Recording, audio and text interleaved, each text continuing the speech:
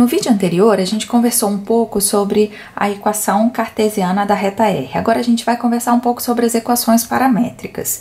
Bom, a equação cartesiana é uma equação apenas que representa todos os pontos que pertencem àquela reta. Agora, para as equações paramétricas, a gente já está trabalhando com duas equações. A gente sempre vai precisar de duas equações, por isso que a gente escreve no plural, para representar uma mesma reta. Aqui, a gente tem, novamente, pontos que pertencem à reta, e aí, cada ponto desse tem duas coordenadas, que são x e y, e cada uma dessas coordenadas vão estar sempre escritas com uma equação em separado.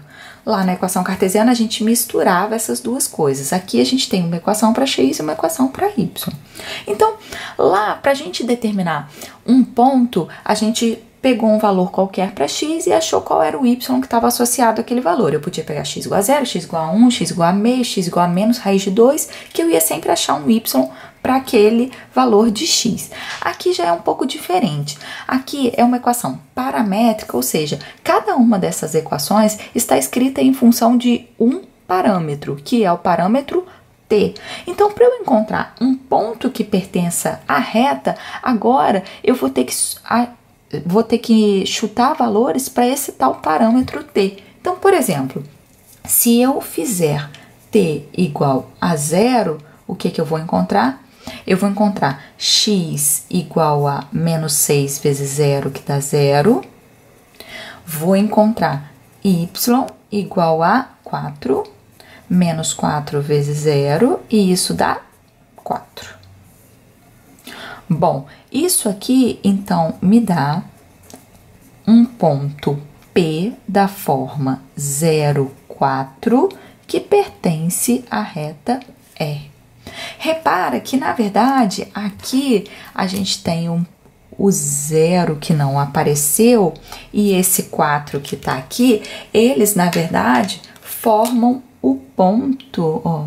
Isso aqui, na verdade, a gente já consegue pegar como sendo o ponto P que pertence à reta R. Sempre é possível, olhando para a reta R, descobrir um ponto que pertence a ela. Eu posso descobrir infinitos pontos, né? Então, eu poderia fazer t igual a 1, por exemplo. Se eu fizer t igual a 1, eu vou descobrir x igual a menos 6 vezes 1, que dá menos 6, e vou descobrir 4 menos 4 vezes 1, que dá 0. Daí eu vou encontrar o ponto que eu vou chamar de Q, que é o ponto menos 6, 0, que pertence a essa reta R. Reparem o seguinte, esse ponto aqui, a coordenada x é igual a 0 e a y é diferente de 0, esse é o ponto em que a reta corta o eixo y, e aqui é menos 6, 0, e esse é o ponto, na verdade, que a reta corta o eixo x. Foi total coincidência, mas você sempre é capaz de encontrar os pontos que a reta corta os eixos x e y, basta você fazer uma continha para descobrir quando que o x é 0, quando o y é igual a 0. Então, nas equações paramétricas, se você quer encontrar um ponto que pertence à reta, basta saber qual é o valor de t desse ponto e você faz a continha de cada uma das equações das variáveis x e y.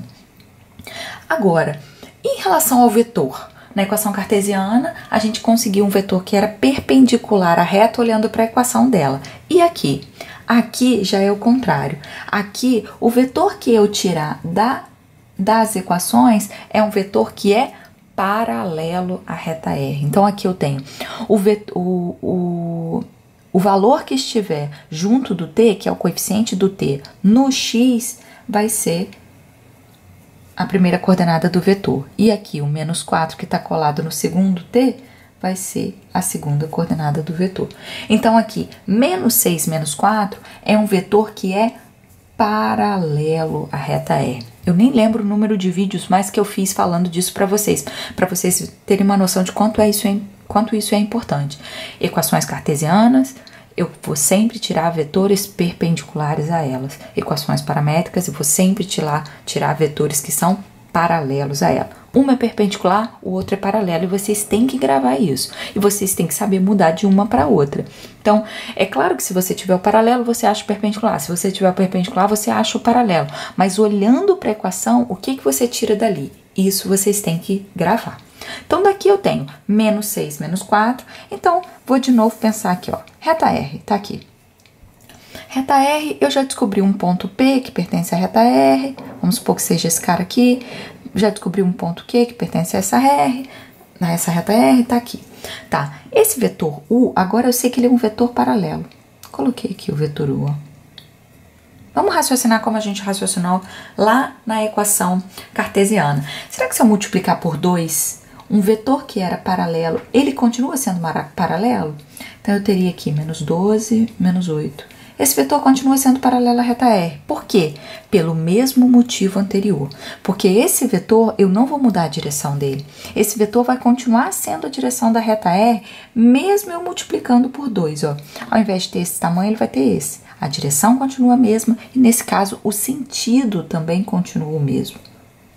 Agora, vou fazer a mesma coisa que eu fiz anteriormente. Então, o menos U. Menos U vai ser 6, 4. E esse aqui? Então, menos U, o tamanho continua o mesmo e a única coisa que eu faço é mudar o sentido. A direção dessa reta R, eu fiz a mão livre, não tá muito boa, mas a direção dessa reta R continua sendo exatamente a mesma. Tô começando aqui do mesmo ponto, ao invés de acabar o vetor U aqui, eu tô acabando do lado de cá.